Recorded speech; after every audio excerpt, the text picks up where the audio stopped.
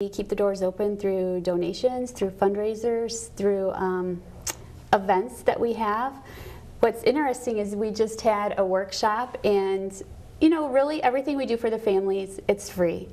And at the workshop, one of the parents was leaving and left a donation, which was really she was nice. So grateful. So things like that. But one of our biggest events is our 5K run walk that we do in Oswego. This is our 3rd year.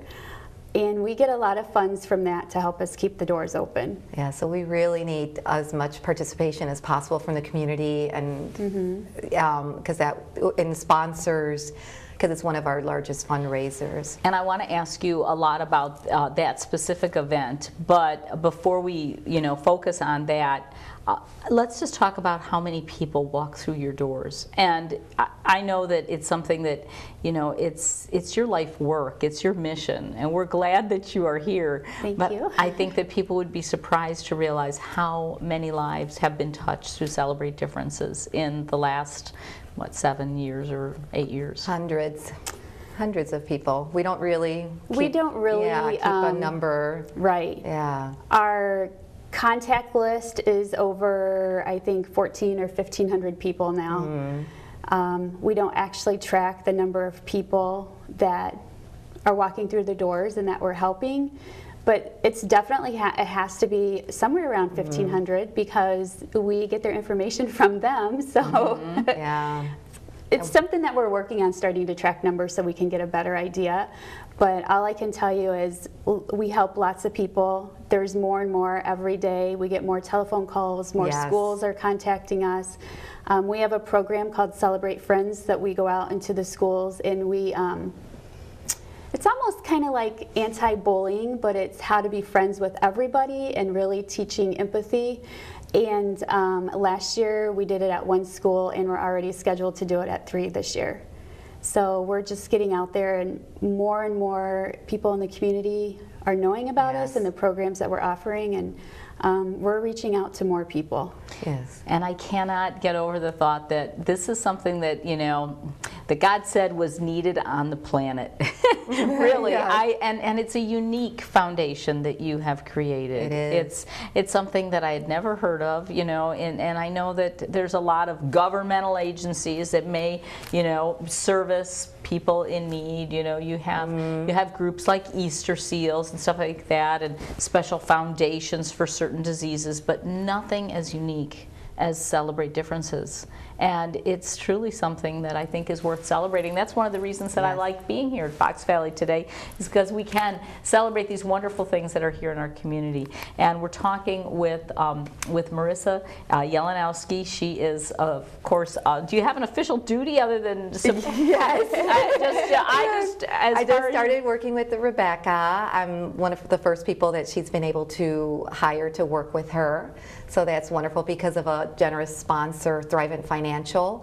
And we need more sponsors like that to just keep the doors open. But I'm a program manager for Rebecca, so one of the responsibilities that I have, in addition to a few other things, because there's always a lot to do. There's always a lot to do. It's just her and I right now.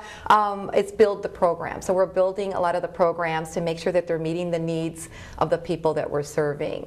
So we're growing those programs. They're all led by also volunteers, and all the volunteers have children with special needs, so they understand what these parents need. So we're building those programs, and there's just something for everyone, from all disabilities. That's what makes it unique too. So it's celebrating the abilities of those with disabilities, and we have dyslexia groups, Tourette's, support groups for Tourette's, dyslexia, autism, Down syndrome, cerebral palsy. I mean, anybody that walks in that door is welcome. Right. Okay, so Marissa Yelenosky and of course Rebecca Christiansen, the founder of Celebrate Differences. And when we come back, we're going to have some more information on how you can get involved and how you can meet a lot of great people coming up on April 27th when they have their Step Towards a Brighter Future 5K run walk. I was just enjoying looking at your calendar. This is the 2014 We're All in This Together family calendar. It's got great pictures of families inside having a great time together, doing fun things, just and and messages, throughout the calendar as well. What's the definition of being special, and it's just amazing. Yep, every calendar model has either a family member, a teacher, a therapist, somebody write a little story, and this year our theme was family. And there's a lot of special messages, and definitely if you read all the stories, you have to have a tissue at hand. Oh, yes. This, I'm guessing, is also something that helps bring in some funds for you. It is, and we produce a calendar every year with a different theme, and the models sell the calendars, and it does bring in funds for us. So the calendar has two purposes, really, to help raise awareness about children with disabilities and the different disabilities that are out there, and also bring in funds for us. And not to mention, and I think that's cute that you said the models are the ones that are selling the calendar, so those kids who are featured prominently, those families are out there making sure that they sell them to all their family and friends, and I'm sure that everybody else wants one too, but it's lifting a life up. Every sale of a calendar is lifting a life up. Well, and not only that, but when you read the stories, and we try to feature different models every year with different disabilities, there are disabilities that a lot of people don't know anything about. Yeah. So it's really raising some awareness that this disability is out there. There's a model in there that I'd never heard of the syndrome that she had, and after producing the calendar, I had two people come up to me and say, I have that same syndrome.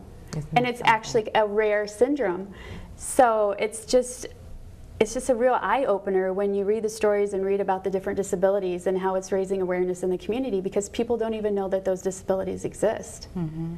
So yeah, what a service. We were talking during the break about how you do outreach into the schools. Now you're doing outreach with the calendar, which everybody needs a wall calendar. I don't care if you've got one on your phone. It's never big enough to see. I like that. She's our salesperson. Yeah, you need it. I cannot adjust to I can't get away from this and do it on my phone. I have to have this. Yes. But earlier in the program, Marissa, you were talking about developing more programs and seeing the need, and there's always something else that's happening that needs attention.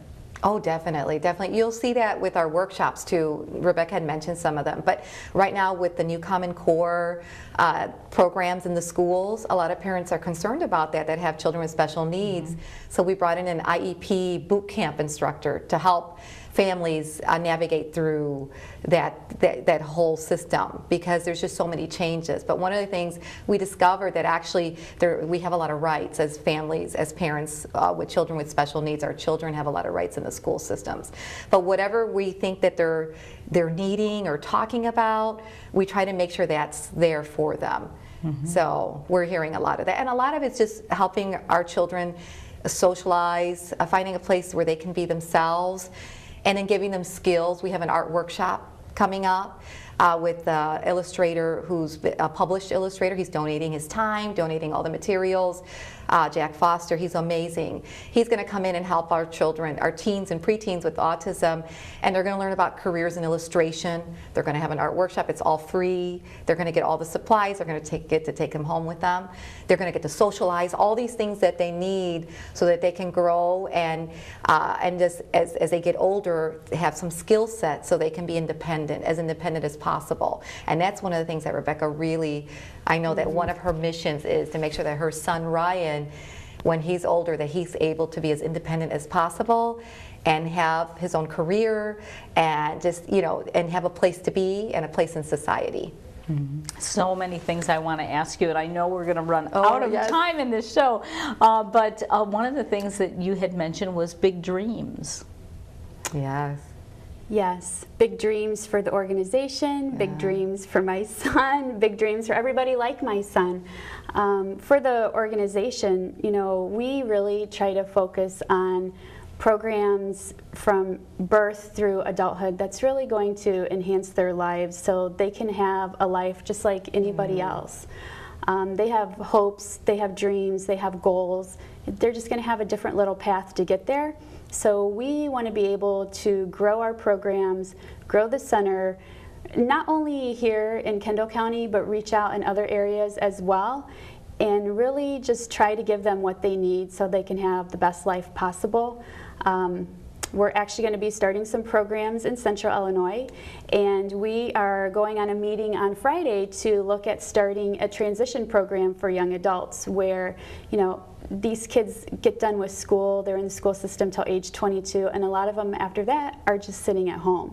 So we really need to try to focus on getting them out in the community, having them meet with employers, getting them doing some type of exercise, you know, just doing something that's going to make their life better so they're not just sitting at home in front of the TV or playing games. And to be honest, they want that. They want to do more. They don't want to just be sitting at home. Rebecca has helped so many kids. There's a young man named Phil. She was able to connect with the Firehouse Pizza and Pub, and they got him a job. Got him a job. And because of her, she made sure that they were connected. And he's so happy. He's so cute too. But it's just, you know, he has responsibilities. He has a job, and there's a company like them that's willing to help. And there's so many people she's connected. And there was another student named Jackie. We got her a job at Caring About You, so that, you know, just getting out there and making those connections. And I want to spend the last 5 minutes or so of the show talking specifically about how we can help and how you're sitting there at home and you actually, you know, want to be here because you need to meet all these people. We know that. So sometimes that's, you know, we're hoping that you run right over to their location on Route 34. You said they're right there by Fox Valley Winery, and meet some of the people that Celebrate Differences. But you can also come and support this effort by being involved in the 5K Run Walk. It's going to be on April 27th, and this is Step Towards a Brighter Future, and it's a fundraiser for you, starting at the Oswego Senior Center. Right. Starts on Franklin Street, goes through the heart of downtown Oswego, ends back at the starting point. It's Sunday, April 27th. Registration the day of the event kicks off at 7:30, ends at 8:30. The runners step off at 9. If anybody wants to register, they can always visit our website at celebratedifferences.org, and there's a link to do online registration, so you can register ahead of time. Is this one of these things that you need to have a certain goal that you reach to be involved, or is there a limit, or as far as the number of participants? As the number of dollars that you raise? Do you have to raise a certain amount? Oh, no. No. We raise our money mostly by the participants. So if there's a fee for them to participate. Okay. And that's what we need. We need more people to come out and support us. So you don't have to like go and beat down the door to all your friends and get a lot of money. Although if you do, but if then you want to, we won't tell you no. But just come out. And how much is it to participate? We've had a tier registration fee. So this month, if you register, it is $40 starting today, $45 the day of. On site. But there are 3 different categories. So you don't have to run the 5K. There's a 1 mile. There's also the kids dash. Fun run. For the fun run, the kids fun run. And you can walk. So don't let that stop you, the running, in case you're not ready, because we know it's already April and you might not be as ready as you want to be. But there's the 1 mile, the 5K, you know, the fun run, and it's really fun. The kids love it, and it's a small. The fee is definitely less for the kids. So you want to get online to celebratedifferences.org, and there you can find just a wonderful website that's going to give you information about the 5K and also give you information about everything that's going on there. I just want to thank you both for coming. I wish this show could go for another hour and a half because I'm having so much fun with you. But Rebecca Christiansen is the founder of Celebrate Differences, and Marissa Yelenosky, program manager. Together, so many big ideas. You have to get to know these ladies in person, and I want to thank you.